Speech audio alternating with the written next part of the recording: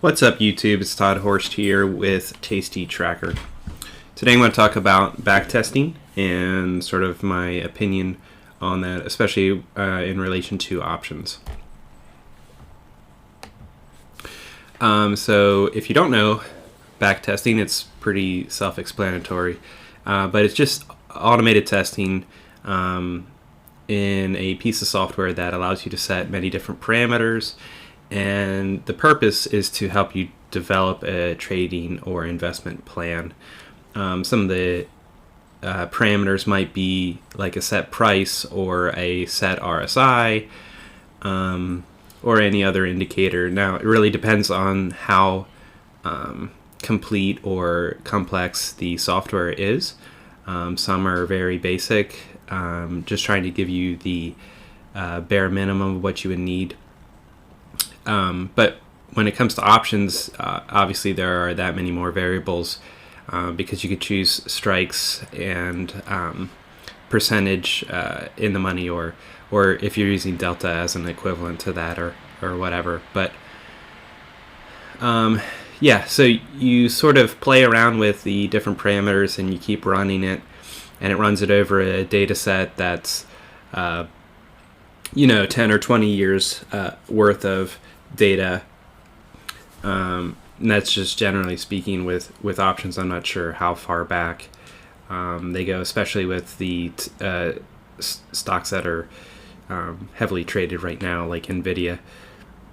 I'm not sure when Nvidia went public, but obviously it wasn't that long ago. And then I just have two notes here. Obviously, automated testing or back testing is a look in the past, and you don't actually do anything other than set the parameters. So it's not to be confused with replay or rewind trading, which allow you to pick a day and any day in the past, and you'll see the price action for that day going on as if it were real time that day, but it's not the current day.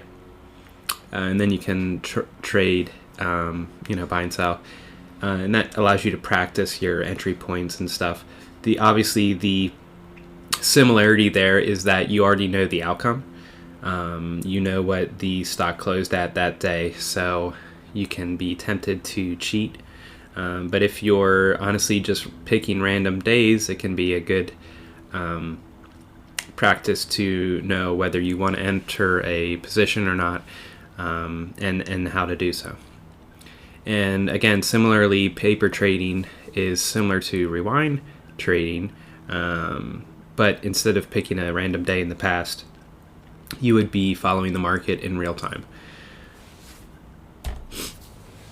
So I don't really like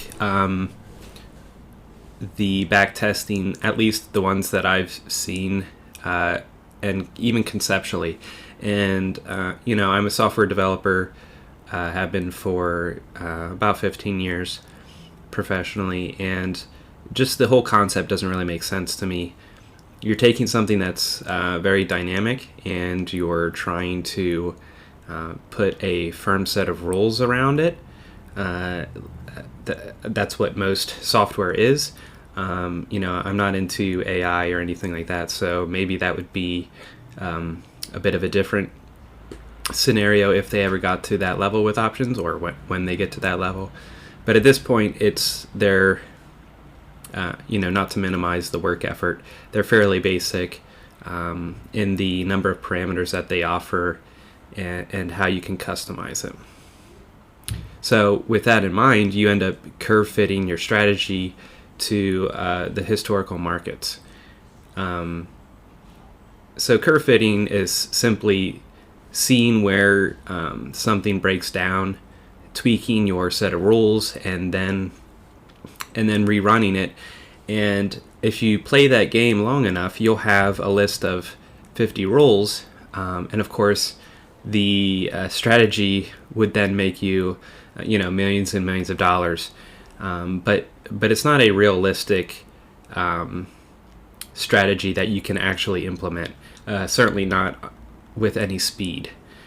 So if you have like I said, 50 rules that you have to go through before you enter in a position. Any normal person would get to, step number 25 of checking to see if it's a good position to take on, and then it fails on step 25. Any normal person would probably just take the position anyway. It's going to be very time consuming and tedious, and so you're going to start breaking those rules that you set up.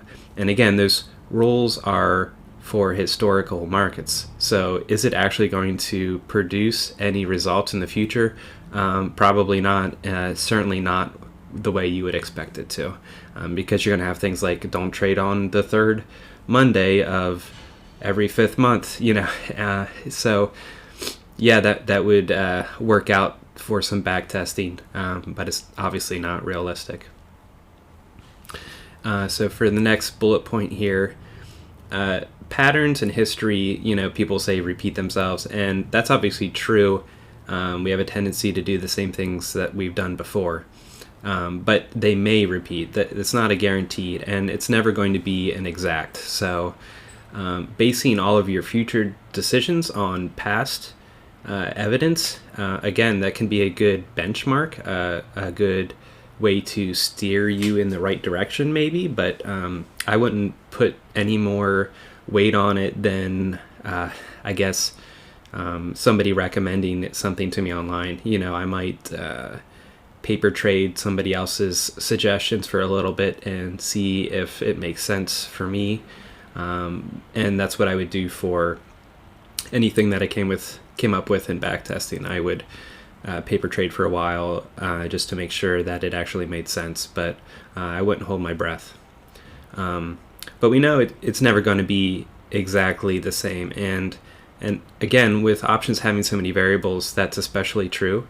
And because of those minor differences in the past versus the future, it can mean a huge difference in whether we're expiring in or out of the money.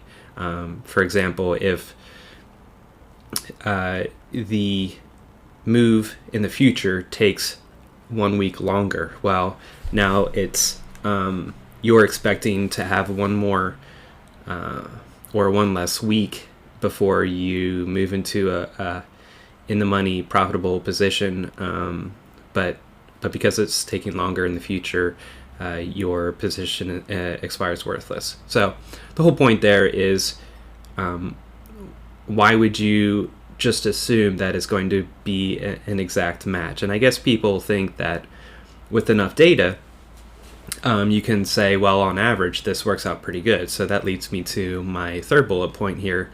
The world is a very different place now than it was 10 years ago. And in the past 10 years, we've had a very bullish run.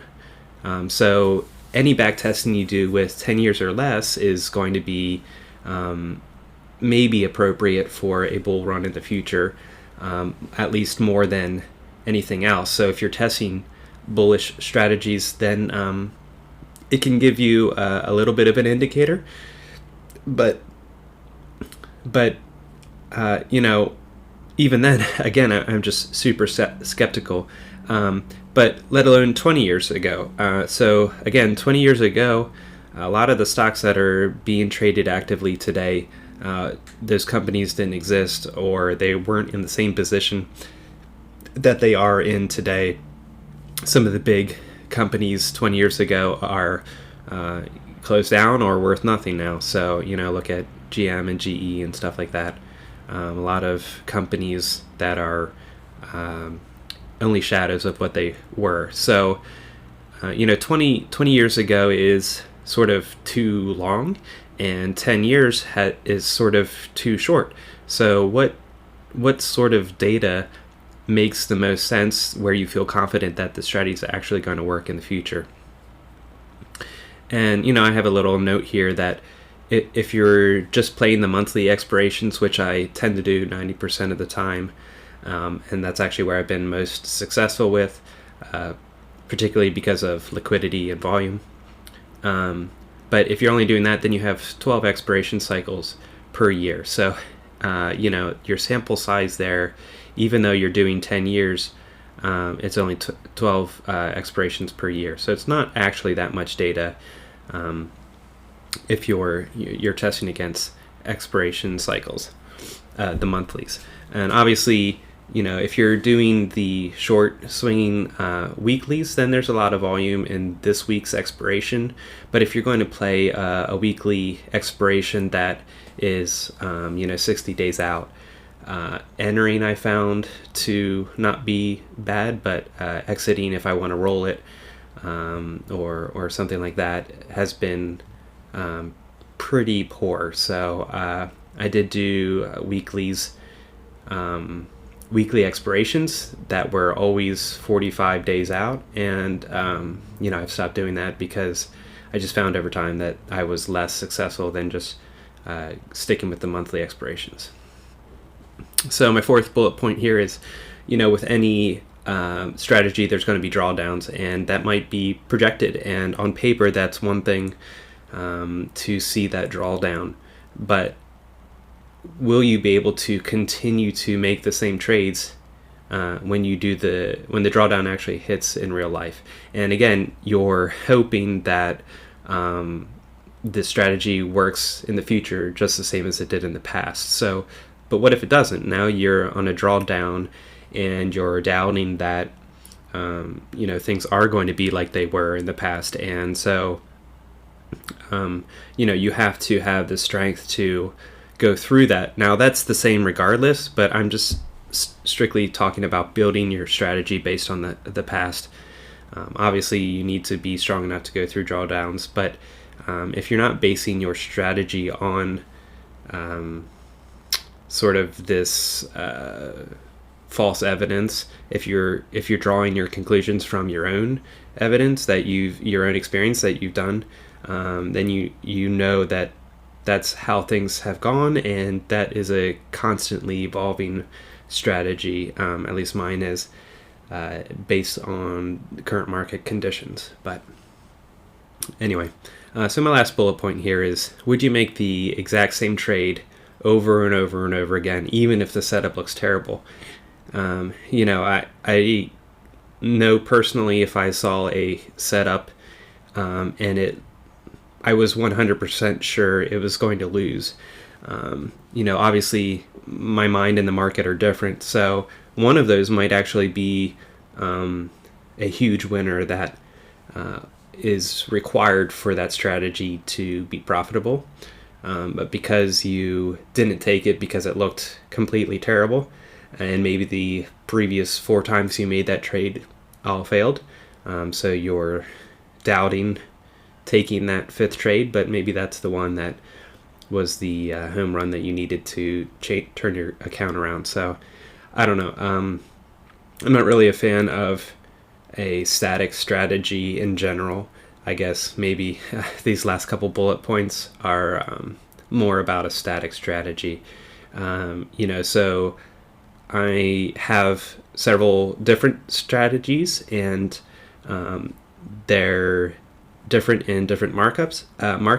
Some of them can be traded together if I see a setup one way, and then a different position using 2 different strategies. That's obviously fine. But yeah, thinking that the markets are going to stay the same now and forever is just sort of silly in my opinion. So I have used Option Alpha's backtester, and I certainly don't mean to offend them. They did, again, probably as good as anybody could with the shortcomings that I believe backtesting has. So yeah, I don't mean to downplay what they've done, but not surprisingly, I didn't find it useful. There's actually quite a lot of option backtesters I googled. Obviously, they're all pay, and some are pretty expensive, but in a matter of 2 minutes, I had found these 4 here I have listed. I can paste them into the description, but honestly, I don't think they're worth your time or money. I'd love if you guys are using these, if you could give me a comment and let me know how you thought they worked, and if you guys feel that your backtesting has led to you being a more profitable trader. I don't think backtesting will make you more profitable. What I do think is, like I said before, your experience, and that's why I wrote Tasty Tracker to log all of your positions and see where you're successful and where you're not successful. So that's the whole point of the website, is not necessarily to run thousands and thousands of tests, but to see real world trades that you took or somebody you're following, and be able to see what positions made sense when and where. Just as a little update, this week I've fixed a couple bugs here or there, especially on the homepage with the stats. There are some more bug fixes to come. And I switched hosting providers to have increased bandwidth. We're getting some timeout errors, so hopefully you won't be seeing those anymore. But if you do, you can send me an email or comment down below. But just in closing here, I'll have all the brokers that I use in the description. And you can do all the regular YouTube stuff. Specifically, if you could like and subscribe, that would be great. I have a bunch of videos planned, so check back out. Check back next week. I try to release them every Friday. And again, I already said my website, tastytracker.com. There's a free demo, so you don't have to sign up or pay anything to try it out. You can go over and just use the demo account, put in a couple trades, and see if it's for you. Or if you have any good ideas, let me know. And I'm happy to add some features. It's $9.99 a month, which I think is pretty crazy. It's very cheap. And I think you'll be able to make that money back once you see where you're successful and where you're not. Just a disclaimer, all these, everything I said in the video is for educational and just my opinion. So, you should see a financial advisor if you need more assistance. Anyway, thanks guys. Have a good night.